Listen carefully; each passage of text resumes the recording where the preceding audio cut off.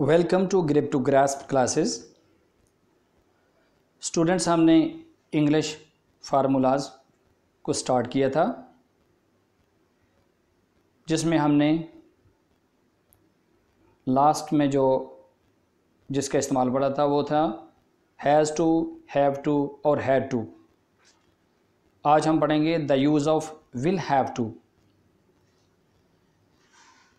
जब आपको कोई भी काम करना हो, जैसे मुझे पढ़ना है, हमें लिखना था, हमें जाना है, हमें जाना पड़ता है, हमें खेलना पड़ता है, हमें काम करना पड़ता है, तो इस तरह के जो सेंटेंसेस हैं उनके लिए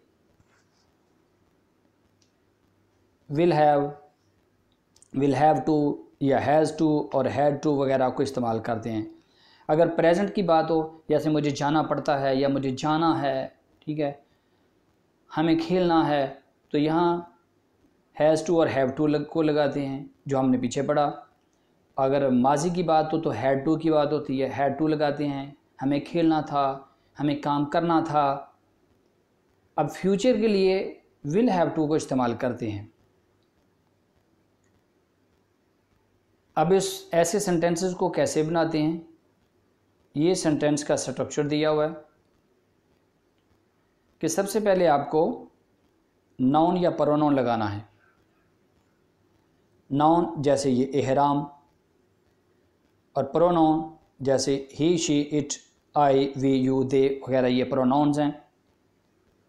प्रोनाउंस क्या है होते हैं, ये नाउन की जगह पर जो वर्ड इस्तेमाल करते हैं उसको प्रोनाउन कहते हैं। और अमूमन ये इसलिए इस्तेमाल करते हैं कि नाउन को बार बार ना इस्तेमाल करना पड़े। तो नाउन को बार बार, यानी कि किसी भी इस्म को, नाम को फ़िक्रे में या पैराग्राफ में बार बार इस्तेमाल करने की बजाय उसकी जगह पर प्रोनाउन लगा दिया जाता है, ताकि उस फ़िक्रे का जो हुस्न है, खूबसूरती है, वो बरकरार रहे। तो सबसे पहले आपको क्या करना है, नाउन या प्रोनाउन लगाना है। फिर उसके बाद विल हैव टू को लगाना है, और तीसरे नंबर पर first form of the verb लगानी है, और चौथे नंबर पर लास्ट में ऑब्जेक्ट लगाना है, मफ़ऊल। ऑब्जेक्ट क्या होता है, जिसके ऊपर काम किया जा रहा होता है, जिस पर काम होता है वो ऑब्जेक्ट कहलाता है, और जो काम करने वाला है वो सब्जेक्ट कहलाता है। तो फ्यूचर में विल हैव टू। अब हम एग्जाम्पल की तरफ आते हैं। ये ब्लू कलर में एग्जाम्पल को देखें। आपको दरख्त काटना पड़ेगा या आपको दरख्त काटना होगा। तो इस अंदाज के जो सेंटेंसेस हैं जिसमें मजबूरी वगैरह पाई जाती है, क्योंकि इन हैज़ टू, हैव टू और हैड टू और विल हैव टू में जो मजबूरी का जो उनसर होता है वो ज़्यादा पाया जाता है। तो ये मिसाल है, आपको दरख्त काटना पड़ेगा। तो सबसे पहले आपको सब्जेक्ट को लगाना है। सब्जेक्ट क्या है, आप। ये प्रोनाउन है, सबसे पहले प्रोनाउन लग गया आप। देन विल हैव टू, और फिर वर्ब, काम क्या है, काटना, कट। और लास्ट में आपको ऑब्जेक्ट लगाना है। ऑब्जेक्ट क्या है कि किसको काटा जा रहा है, किस पर काम हो रहा है, दरख्त पर, the tree. You will have to cut the tree, आपको दरख्त काटना पड़ेगा या तुम्हें दरख्त काटना होगा, आपको दरख्त काटना होगा। उर्दू में मुख्तलिफ अंदाज से फ़िक्रे को बोला जाता है। अब ये नीचे एग्जाम्पल देखें, ये पॉजिटिव सेंटेंसेस दिए गए हैं।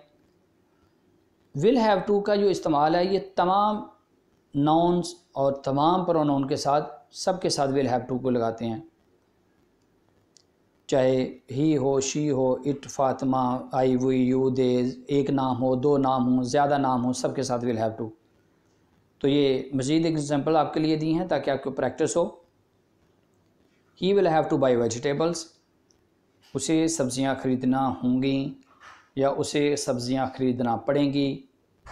She will have to buy vegetables, उस लड़की को सब्ज़ियाँ ख़रीदना पड़ेंगी। Fatima will have to buy the vegetables, Fatima को सब्ज़ियाँ खरीदनी पड़ेंगी। I will have to buy, we will have to buy, they will have to buy, you will have to buy. Mumtaz and Nadeem, they will have to bye vegetables। तो ये हैं positive sentences. अब ये last में एक एग्जांपल दी हुई है जिसमें आपको ये यू के बाद डबल एल लगाया, यू के बाद अपॉस्ट्रॉफी है, ये ऐसे जो अपॉस्ट्रॉफी होती है और उसके साथ डबल एल लगाया है। ये एक्चुअली क्या है, ये विल की कंट्रैक्शन फॉर्म है, यानी कि विल को कंप्लीट पूरा लिखने की बजाय ये प्रोनाउन के साथ अपॉस्ट्रॉफी लगा के तो डबल एल लगा दिया जाता है। You will have to cut the tree, I'll have to cut the tree, तो विल को कंप्लीट लिखने के बजाय ऐसा भी लिख दिया जाता है, तो ये इसको कंट्रैक्शन फॉर्म बोलते हैं। तो ये थे पॉजिटिव सेंटेंसेस। अब हम आते हैं नेगेटिव सेंटेंसेस की तरफ। नेगेटिव सेंटेंस में आपको कुछ ज़्यादा तब्दीली नहीं करनी, जस्ट आपको ये जो विल हैव टू है, विल के बाद आपको नॉट का इजाफा कर देना है, बाकी सेंटेंस एज इट इज़ ही रहेगा। आपको दरख्त नहीं काटना पड़ेगा। एक ही मिसाल को इसलिए बार बार दिया जा रहा है ताकि आपको समझने में ज़्यादा आसानी हो। आपको दरख्त नहीं काटना पड़ेगा, तो सबसे पहले आपको क्या लगाना है, सब्जेक्ट है, आप है, यू, ये क्या है, ये प्रोनाउन है, देन विल और आगे फिर नॉट लग गया, फिर have to, will not have to, और फिर first form of the verb cut, last में ऑब्जेक्ट ट्री। यहाँ टू भी है, have to.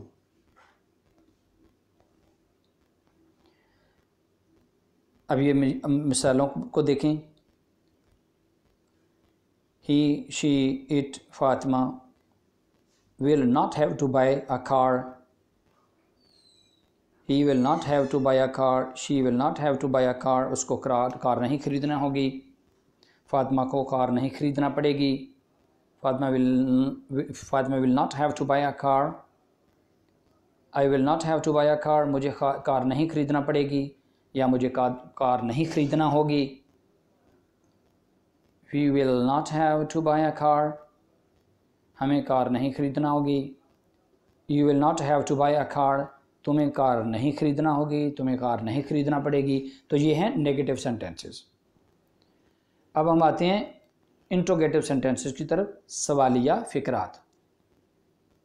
Interrogative sentences Urdu में बोलते हैं सवालिया फ़िक्रात। सवालिया फ़िक्रा में ये जो बेसिक्स सेंटेंस का जो स्ट्रक्चर आपको बताया, इसको आप जहन में रखें ताकि आपको समझने में आसानी होगी कि इसमें बेसिक क्या है। 4 चीज़ें आपको इस्तेमाल करनी है। सबसे पहले नॉन या प्रोनाउन, फिर विल हैव टू, तीसरे नंबर पर first form of the verb, और चौथे नंबर पर लास्ट में अगर ऑब्जेक्ट है तो लगा देंगे। ये 4 चीज़ें। अब इंट्रोगेटिव सेंटेंस बनाने के लिए ये जो सेकंड पे विल हैव टू है, जस्ट इसमें विल को हम शुरू में ले आएंगे, शुरू में, बाकी सेंटेंस एज इट इज़ रहेगा। फिर नॉन या प्रोनाउन और हैव टू, और फिर उसके बाद first form of the verb और लास्ट में ऑब्जेक्ट। यहाँ इधर हैव टू के बाद first form of the verb लिखनी है, वी लिखनी है, यहाँ वो राइटिंग में मिसिंग है। तो आपको इंट्रोगेटिव सेंटेंस बनाने के लिए जस्ट विल को शुरू में ले आना है। फिर इस एग्जाम्पल को देखें, क्या आपको दरख्त काटना पड़ेगा, तो विल हमने पहले लगा दिया। फिर उसके बाद नॉन या प्रोनाउन क्या है, यू, काम करने वाला सब्जेक्ट है you, will you, then have to, will you have to cut the tree, क्या आपको दरख्त काटना पड़ेगा। तो ये नीचे तमाम जो ज़मायर हैं, प्रोनाउंस हैं, जैसे ही, शी, इट, और सिंगल नाउन है फातिमा, फिर आगे आई, वी, यू, दे, ये भी ज़मायर हैं, प्रोनाउंस हैं, और नीचे एक से ज़्यादा नाम हैं, मुमताज़ एंड नदीम। इन सब के साथ, इन सब से पहले आपको विल शुरू में लगा देंगे, फिर उसके बाद नॉन या प्रोनाउन, ये सारे नॉन या प्रोनाउन हैं, फिर हैव टू और देन बाय ये वर्ब की फर्स्ट फॉर्म और लास्ट में ऑब्जेक्ट आ जाएगा car.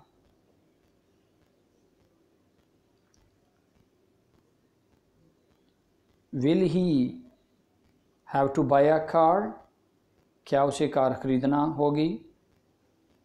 Will she have to buy a car, क्या उस लड़की को कार ख़रीदना पड़ेगी। Will Fatima have to buy a car, क्या उसे कार ख़रीदना, फातिमा को कार ख़रीदना पड़ेगी। Will I have to buy a car, will we have to buy a car, will they have to buy a car, will Mumtaz and Nadeem have to buy a car, क्या नदीम और मुमताज़ और नदीम को कार खरीदना पड़ेगी। लास्ट में ये ग्रीन कलर में देखें, इंट्रोगेटिव सेंटेंस के अंदर अगर आपने नॉट का इस्तेमाल करना है तो फिर उसको आप टू से पहले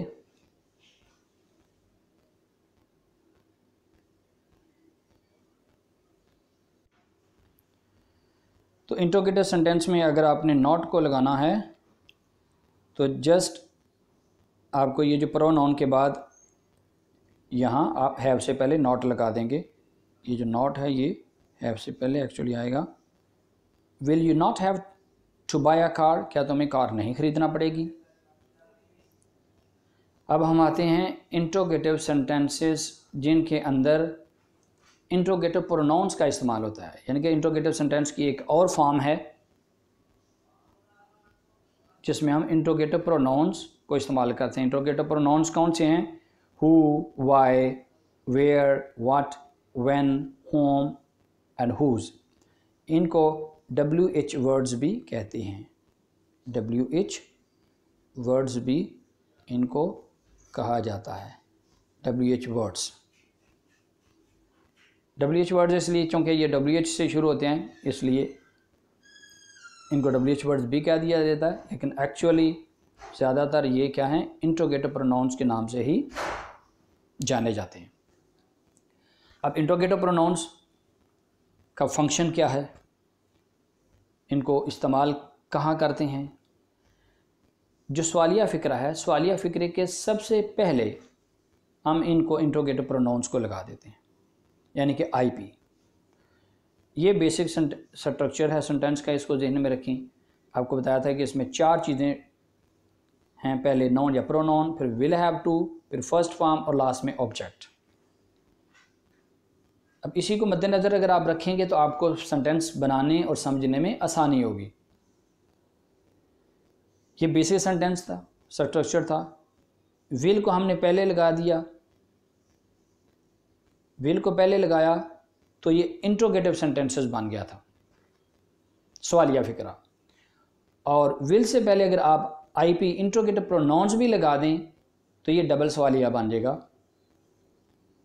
तो सबसे पहले फिर आपको क्या करना है, इंट्रोगेटिव प्रोनाउन लगा के ये जो विल हमने पहले लगाया था वो लगा रहेगा, फिर विल है, फिर आपका ये नाउन या प्रोनाउन और हैव टू उधर ही रहेगा, और फिर first form of the verb और फिर लास्ट में ऑब्जेक्ट। यानी कितनी 4 चीज़ें थीं पहले जो हमने इस्तेमाल की, 1, 2, 3 और ये 4, यानी कि noun, pronoun, will have to, first form और ऑब्जेक्ट। तो इसमें किसको, विल को बाहर ले आए और उससे पहले भी इनको लगा देंगे WH वर्ड्स को, दैट्स इट, और कुछ भी नहीं करना। ग्रीन में आप कलर में ये एग्जांपल को देखें, मुझे ख़त क्यों लिखना पड़ेगा या मुझे ख़त क्यों लिखना होगा। तो सबसे पहले क्यों उसकी ट्रांसलेशन कर लें, वाई। अब उसके बाद हमें पता है कि हमने विल लगाना है, IP के बाद विल लगेगा।